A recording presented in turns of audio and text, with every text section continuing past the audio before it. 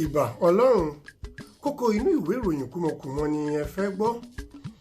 Anthony Joshua ti gbà láti bá Jigan bàbá ọjà ja ẹ̀ṣẹ́ papọ̀. ó ní orí òkè Olúmọ ní iwájú àwọn ọba aláyé bíi mélòó kan tí wọn kò gbọ́ èdè Yorùbá ní àjàkú akátá náà yóò ti wá sí ayé. Anthony Joshua sọ pẹ̀lú ìgboyà wípé lẹ́yìn ọ̀pọ̀lọpọ̀ ẹ̀bẹ̀ bàbá wa Aláàfin àti Ọọ̀ni of Ifẹ̀ òun ti ṣetán láti rán Jigan bàbá ọjà kí ó darapọ̀ mọ́ àwọn tí ó máa kọrin wípé àtìgbé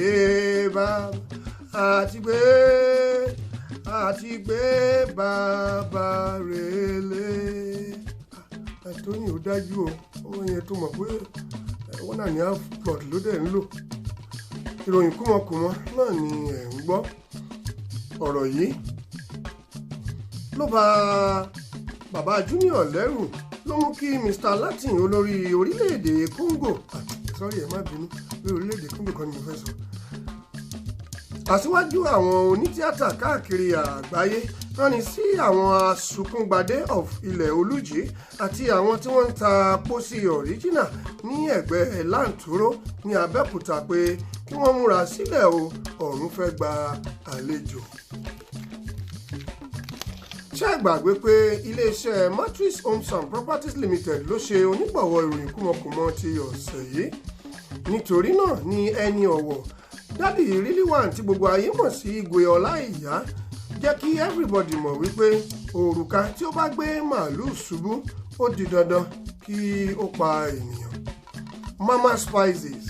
Mama Spices tí ẹ ti ń béèrè tipẹ́ àwọn ni wọ́n ń ta èròjà tí a fi ń ṣe ọbẹ̀ pepper soup káàkiri àgbáyé. Bí ẹ bá rà á ẹ kò ní kábàámọ̀. Ẹ pè wọ́n ní orí nọ́mbà tí ó ń lọ lórí móhùnmáwòrán yìí. Ẹ ṣé bí ẹ ti ṣe lanu sílẹ̀ bí ẹsẹ̀ ẹran tí ẹ ń gbọ́ kókó inú ìwé ìròyìn kúmọkùmọ náà. Ìyá wa onínúure ìyá Rainbow wá mú àbádòfin kan wá.